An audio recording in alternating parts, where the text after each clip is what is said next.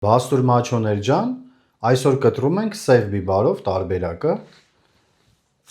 Ահա կտորը, որը որ պահել ենք սառնարանում,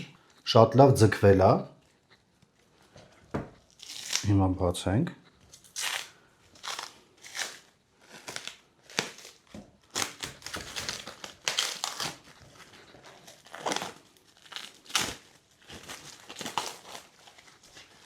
Պահպանելով սառնանում մենք լուծում ենք մի քանի խնդիր։ Առաջինը,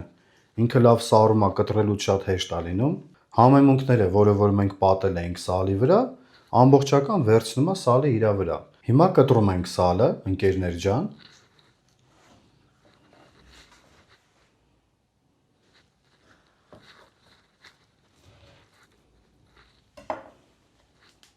Ահա տեսքը։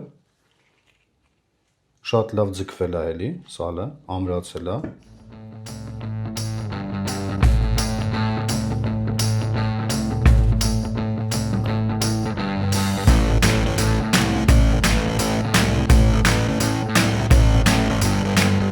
Շատ լավ ստացել ենք, ընկերներ ջան։ Դուք էլ կփորձեք սև բիբարով տարբերակը,